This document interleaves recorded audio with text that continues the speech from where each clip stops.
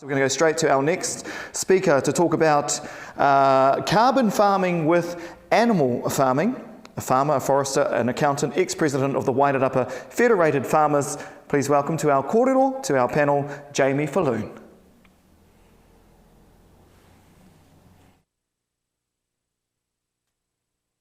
G'day, I'm Jamie. I'm a farmer with a fair bit of forestry on my farm. I live in the Wairarapa and farm our version of dry East Coast hills. My background's in forestry and accountancy, and I've worked in forestry, fruit exporting, and now farming. I'm sad not to be in Gizzy as I love road trips and haven't been there for 25 years. My connection with the coast is forestry, especially up in the Rip under Hikarangi, a beautiful place in New Zealand. I came home 16 years ago, just before my father died, so that's pretty sad that we didn't get a chance to work together. Some of you might recognise the family name. I'm not sure how it's viewed in Gizzy, as my father, John, was Minister of Forestry and Agriculture and was a key part of the East Coast Forestry Accord. Here's a picture of the family taken a few years ago on a camping trip on the farm. Whenua is my maunga, Toldu is my awa, and Bolins is my whenua. Our family has lived here for 120 years. I acknowledge that this is a short time and the impact of some of this might have on people who've lost their land, but please don't judge me for what we're doing. I hope that closure is found, and I think there is an opportunity to do this. I take a long-term generational view, and that's important around my decisions. So today, Manu's asked me to talk about, give my view and experience around farming animals and carbon, and share my experiences regarding recloaking the whenua. Most of this has sort of happened without me really thinking about it, as I hadn't thought about the why, and I probably hadn't asked myself the questions here on the slide in the first few years. We always thought about forestry as money disguised as trees, and when carbon pricing came along, I wanted to have a piece of that. As I go through my journey, things have changed, and what I'm doing now and plan to do will need to answer these above the questions. The first four questions are the key ones. Why do you want to do it? What do you want? Why do you want it? What was the land cover in 1990? How much money do you have? The answers to those will help you determine the answers to the last four. So the above context, let's get started on a journey through my farm. Here's a picture of the family. We've just planted 300 natives in the scully below a harvested block. Here's a dog, special part of the family as well, doing a bit of pest control, catching wild cats. Picture of my daughter and the dog working on the farm.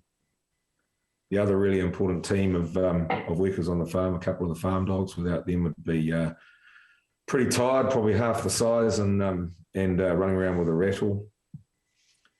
Here's a picture of our woolshed, 128 years old, still used as a working woolshed, key part of the tradition of the farm.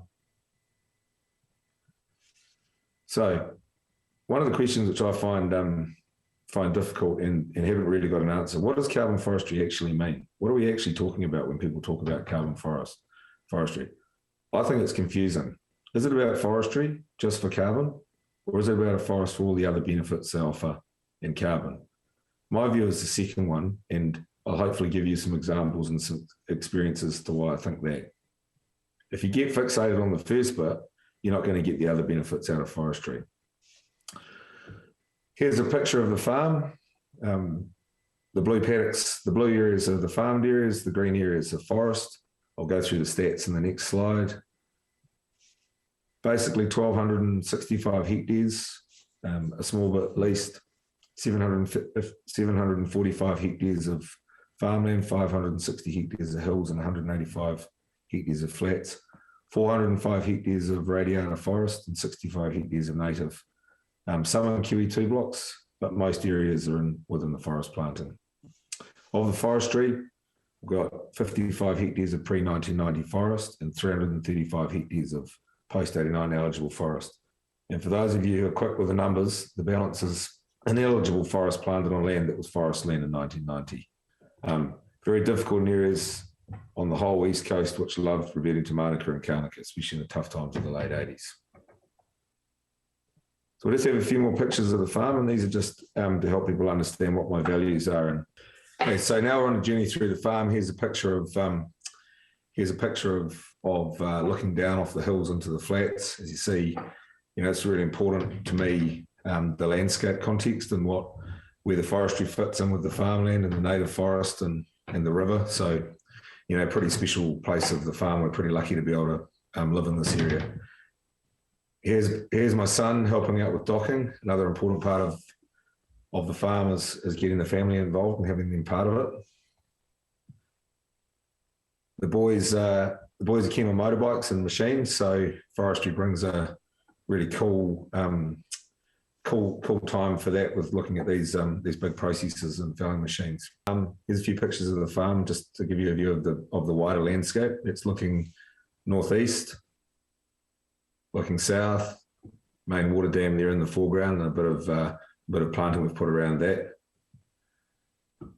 Looking to the north there, as you can see the landscape, you can see the areas of native, mainly Kānuka and Mānuka, and the poplars and some forestry in the background. Here's a view looking towards the Tararua, so looking directly to the west, again up on top of the hill. So it's really important to me that these views and the landscape aren't lost just and so the planting decisions I make have an impact on what it's going to look like when we go in 30 years' time. Here's another view looking to the west, just showing an example of an area where the riparian area has been protected. There's forestry in the background, you've still got good farmland sitting in the front. Just a few more slides. Here's one of cows and calves going home. Just a good on the lane, just a really nice picture of the use of the trees and in the landscape of the farm. Ewes coming in for winter shearing. A mixture shows a mixture of different types of trees, pine trees, oak trees, exotic plane trees there, just to give some variation, not all being just one monoculture. And finally, the farm views. There's one looking towards the Tararuas on a stormy spring day with a big mob of sheep coming into the yards, and it's always a great view. I love that. I love coming down that lane with stock and looking out over the land. So what are the decision drivers around planting? Why would I not plant the whole farm in trees? To me, it's wider than just carbon and money. Where would we live? If it was all trees, would you live here? Tradition. I showed you a picture of the wool shed at the time our family's been here. Farm policy. What do you actually like doing? Do you like sheep? Do you like cattle? Do you like trees? Do I need to offset my carbon footprint? How could carbon become worthless? All these decisions you need to think about. And what will the neighbours and community think? And I think that this is one of the challenges that we're in at the moment, that people judge landowners about what they're planning to do without thinking about why they're doing it. And we're seeing a lot of this with people going on about carbon farming, and someone owned the land and someone sold the land and they've made a decision why to do that. So we need to just be a little bit more considerate when we're thinking about the reasons for doing that. So one of the focuses of obviously today is talking about using native forest to recloak the whenua. And so is that an option? You need to check this against the values in the land before you make a decision about what you're going to do. Just some things with natives, hard to establish, costs a lot. Trees are expensive. The payback's pretty poor at $10,000 a hectare of establishment. You need 21 years of NZUs at $60 to pay it back, or if NZUs are $100, you need 15 years of that to pay it back. It only grows about one NZU a year from age 40. So actually your return is very, very low, and because all you get is one NZU. And there's a lack of trees and labour at the moment. I'm not trying to put you off. I'm just thinking you really need to go back to those questions and think about why you're doing what you want to do, and then deciding, and that helps you answer decisions about what you need to do. Carbon on farms. What are the risks? Remember, you can only sell an NZU once. So when you make a decision about what you're going to plant and what the returns you expect out of it, you can only sell that NZU once. So I'm not going to go through all of these, but provide an example of market competition, which makes the non-compliance or voluntary market important. So there's two ETS markets, the compliance one, that's all the petrol and transport and things like that. And that's the one which is printed as the value for the government. And then there's a voluntary one, which I'm sure Sean would have gone through those. But if not, clearly, then let's have that in the question and answer session. So here's an example of market competition. Just work through this. Bit of a complicated slide. And again, if it's not really clear, we can cover this off in the question and answer session. So there's if you assume a climate, start again, right? Okay, so here's an example about market competition. This is a complicated slide. What I'm trying to go through here is if people want to buy climate-friendly beef and want to pay a premium for climate-friendly beef over normal beef, what sort of value does that sort of premium create? And therefore, think about that if you do get a premium for that climate-friendly beef, what's the alternative versus selling a NZU in the climate thing? So we'll work through this. Assume a climate premium of 30%. So current price for a kilo of carcass weight for a steer is $6 a kilo sent to the works. If you want a climate premium of 30%, I've just plucked that number out of here, that's worth $1.80 per kilo premium. To get the value of this as an NZU, a tonne of carbon, you need to divide the emissions in tonnes over the life of the animal by the total premium received. So the total premium is $540. That's $1.80 times 300 kilos. Emissions are 5.4 tonnes of CO2 per head. So the animal emits 5.4 tonnes over 2 years. So divide the 540 by the 5.4 tonnes and you get $100 of NZU. So if you're going to get that climate premium of 30%, you need to provide an NZU to be able to get there. So at those prices, that value is the NZU at $100. Hopefully people got that, but if you want me to try and explain it again in the question and answer session, I will. So here's an example of what I'm doing. Here's a new forest planted in 2019. You can see the area of grassland and you can see the areas of native. So this area, the farm is on the boundary. It has large areas of regenerating native, poor water, fencing, pasture and fertility. So it's a really good block to decide to plant. The total area is 64 hectares. We've planted basically 50 hectares of forest there and left all the native areas that you can see unplanted.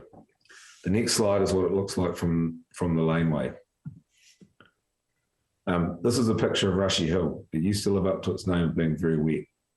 I've planted around the native. This area has a lot of totara, horeika, coprosmas, as well as some big trees. Aim is to let the native develop in the areas and probably over time convert this to permanent native forest. If we check against the values, enhance the landscape, provide a great view, especially the good areas of biodiversity, utilise land that has low economic value and takes up more time and resources, this ticks all the boxes. It's a good area to establish, no real need for planting the natives, wet ground, southerly facing, so an easy area to get the native established and right beside a set of sheep yards and laneway so it can be appreciated. One of the questions around carbon is what happens if we get to net zero? Is carbon then worthless? And this is talked about with people who are converting land to permanent forest. In my opinion, no. Again, look back at the values you hold. Look at the alternative values of carbon. Consider the fact that the net zero might only hold the line. Consider the values of the forest and what that gives to you. Carbon forest might cause problems, so a plan for the future is needed rather than plant and take the money. And remember that net zero emissions by 2050 is only holding the line on climate change. So if we want to have a positive impact on temperature, so therefore reduce the temperature lower than holding the line now, we're going to need to plant more forest to be able to do that. Just a quick view on some financials, because Manu said I was an accountant. Well, I was one a very long time ago. So you might want to check some of these numbers and make sure they're right. Carbon and forestry has definitely improved my land value. There's no doubt about it. Current land value for farming here is around $10,500 a hectare. That's been quite influenced by the carbon price. If we look at that land value increasing at 2.5% per annum, it's going to be worth around $36,000 a hectare. That's a bit of an assumption of a straight line increase. Is it going to be worth that much? Who knows? And when you're considering the profits of farming versus the profits of farming forestry or animals, forests and carbon, animals generally in our country generate around about $1,000 a hectare profit a year on the flats and about $400 a hectare on the hills. And obviously, it depends on price and drought and all those other things and ability to farm. Forestry, if you look at the 16 years of average carbon and you assume $100 a tonne carbon, that's $28,000 of value in NZUs. And then you look on two 25-year rotations, so 50 years, get approximately $62,000 of log stumpage, and that works out at about $1,400 a hectare per year. Compare that with straight carbon farming, you're never gonna touch it. Around about $3,000 a hectare per year. But remember, what are your values? You know, you don't want to plant the whole. Do you want to plant all your land in trees? Do you want it all be in carbon forest where you get no other values out of it? Like I said earlier, my values aren't now that forestry is just money disguised as trees. There are intrinsic values which I hold, and the decision drivers show that. And just to give you an example of what's my number on my farm, by 2038, I would have sequestered 114,000 tonnes of carbon dioxide. So let's just go back to carbon on farms and the rewards. $100 in NZ, you rock on. It delivers on the decision drivers. It helps you answer those questions, especially the values questions.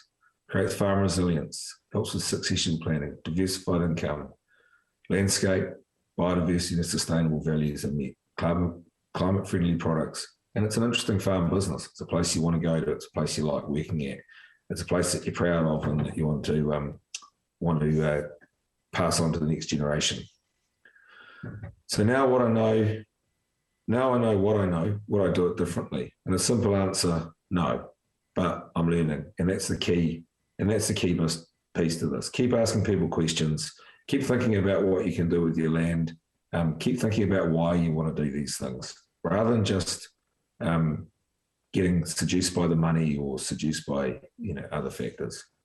And then just finish with why do we do what we do? It's so that family and I can enjoy times like this where we go out and camp on the farm. Thanks very much for listening to me. Hopefully I've given you some information which just helps you with thinking about making decisions and gives you a view from behind the farm gate. Cheers.